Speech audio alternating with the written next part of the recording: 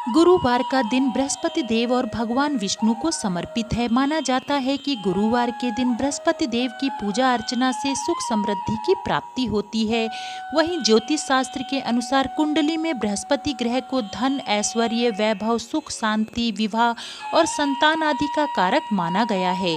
शास्त्रों के अनुसार गुरुवार के दिन व्रत करने और व्रत कथा पढ़ने वाले लोगों के कार्यों में सफलता प्राप्त होने के साथ ही बृहस्पति देव और भगवान विष्णु का आशीर्वाद प्राप्त होता है। तो आइए हम सब जानते हैं कि गुरुवार व्रत विधि और कथा क्या है। गुरुवार व्रत की विधि। व्रत करने वाले जातकों को सुबह जल्दी उठकर एवं स्नान आदि से निवृत्त होकर बृहस्पति देव का पूजन करना चाहिए। इस दिन पूजा में पीले रंग के कपड़े पहने। बृहस्पति देव को पूजन करते समय पीले रंग के फूल, पीली मिठाई, चने की दाल, मुनक्का, पीले अक्षत और हल्दी अर्पित की जाती है। इसके बाद पूरे मन से एकाग्र होकर बृहस्पति देव से अपनी इच्छा पूर्ति की प्रार्थना करें। गुरुवार के व्रत में केले के पेड़ की पूजा करने का भी विधान है। इसके लिए आप जल में थोड़ी सी हल्दी डालकर केले के पेड़ पर चढ़ाएं। फिर चने की दाल व मुनक्का अर्पित करें। दीपक जलाकर केले के पेड़ की आरती करें। पूजा के पश्चात गुरुवार व्रत की कथा पढ़ें या सुनें। गुरुवार के व्रत में एक समय ही भोजन किया जाता है। व्रत खोलते समय आप खाने में पीले रंग की खाद्य वस्तुएं, फल, मिठाई और चने की दाल का सेवन कर सकते हैं। साथ ही ध्यान रखें कि इस व्रत में नमक का सेवन नहीं किया जाता है। गुरुवार व्रत कथा। प्राचीन समय में एक बहुत ही दानवीर तथा प्रतापी राजा था जो हर गुरुवार को व्रत रखता था। साथ ही इस दिन वह जरूरतमंदों को दान आदि भी देता था। राजा का ऐसा करना रानी को अच्छा नहीं लगता था। रानी ना तो व्रत करती थी और राजा को भी मना किया करती थी। एक बार राजा शिकार के लिए वन को गया। घर पर केवल रानी और दासियां थीं। तभी देवगुरु बृहस्पति साधु का वेश धारण करके राजा के घर पर भिक्षा मांगने आए।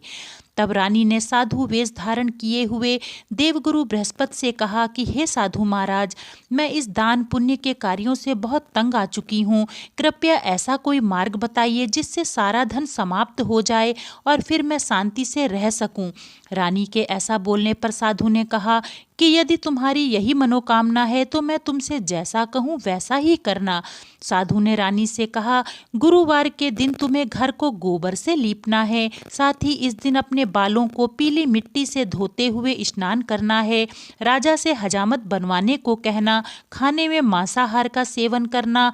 धोबी को कपड़े धुलने के लिए देना। इन सभी कार्यों को 7 गुरुवार लगातार करना।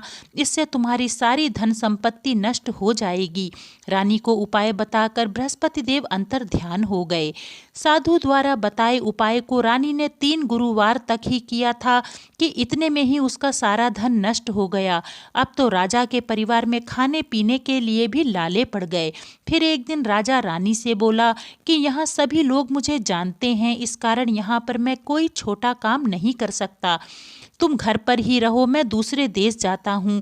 ऐसा कहकर राजा जब दूसरे देश चला गया, वहाँ पर लकड़ी काटता, उसे शहर में बेचता, इस तरह अपना जीवन का गुजारा करने लगा। राजा के दूसरे देश जाने पर रानी बहुत उदास रहने लगी। एक बार तो रानी और दासी को 7 दिनों तक बिना खाए पिए रहना पड़ा। इससे परेशान होकर रानी ने दासी से कहा कि पास के शहर में मेरी बहन रहती है जो बहुत ही धनवान है।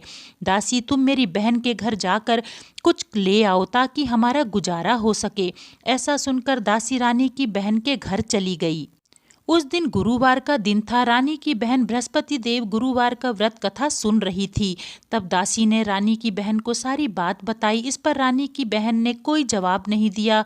कोई जवाब ना मिलने पर दासी बहुत परेशान हो गई। फिर लौटकर दासी ने सारी बात रानी को बताई। यह सब सुनकर रानी को भी बहुत निराशा हुई। दूसरी तरफ रानी की बड़ी बहन मन में सोच रही थी कि मेरी बहन की दासी आई और मैं उससे कुछ भी नहीं बोली, इस कारण से उसे दुख हुआ होगा। फिर वह कथा पूर्ण होने के बाद अपनी बहन के घर जाकर बोली, बहन, आज मेरा बृहस्पतिवार का व्रत था।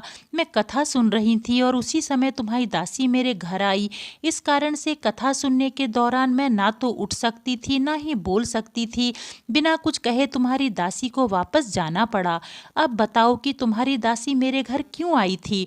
तब रानी ने अपनी बड़ी बहन से रोते रोते कहा, बहन हमारे घर में खाने पीने को कुछ भी नहीं है, मैं 7 दिनों से भूखी हूँ। अब रानी की बड़ी बहन बोली कि देख बहन, भगवान बृहस्पति देव सबकी इच्छा पूरी करते हैं, हो सकता है तुम्हारे घर में अनाज रखा हो।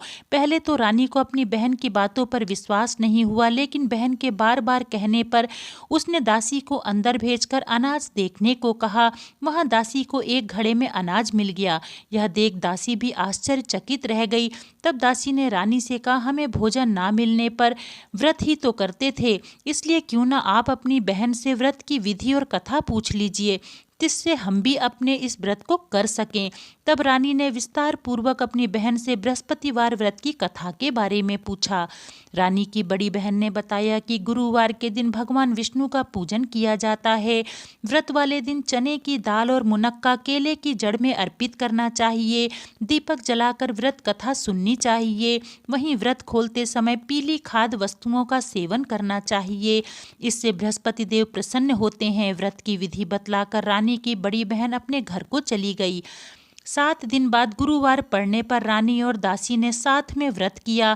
केले की जड़ में चना गुड़ अर्पित किया, भगवान विष्णु का पूजन किया। लेकिन पूजन के बाद उन दोनों को इस बात का दुख हुआ कि व्रत खोलने के लिए पीला भोजन कहाँ से लाएंगे। व्रत रखने के कारण बृहस्पति देव उनसे प्रसन्न हो गए थे और एक साधारण व्यक्ति का रूप धर के 2 थालियों में स्वादिष्ट पीला भोजन दासी को दे गए। यह देखकर दासी बहुत खुश हुई और रानी के साथ मिलकर उसने वही भोजन ग्रहण किया। इसके बाद वे दोनों हर गुरुवार को व्रत और पूजन करने लगीं। बृहस्पति देव ने उनके व्रत से प्रसन्न होकर उनकी धन संपत्ति को फिर से लौटा दिया। लेकिन दोबारा से रानी आलस्य में लिप्त हो गई। दासी ने रानी से कहा, पहले भी तुम ऐसा ही करती थी और इस कारण हमें यह सब झेलना पड़ा। अब बृहस्पति देव की कृपा से फिर से धन मिला है तो तुम आलस छोड़ दो। साथ ही दासी कहती है कि इतनी मुसीबतें झेलने के बाद हमें फिर से सुख मिला है, इसलिए हमें दान पुण्य के कार्य करने चाहिए, जरूरतमंदों को भोजन कराना चाहिए और अपने धन को अच्छे काम में लगाना चाहिए। इससे कुल का मान सम्मान बढ़ेगा और स्वर्ग की प्राप्ति होगी, साथ ही हमारे पितरों को भी शांति मिलेगी। दासी की बात मानकर रानी वैसे ही करने लगी। इससे सभी जगह उसकी प्रसिद्धि बढ़ गई। इस प्रकार बृहस्पतिवार के व्रत कथा सुनने के बाद श्रद्धा के साथ आरती करें और फिर प्रसाद बांटकर उसे ग्रहण करना चाहिए।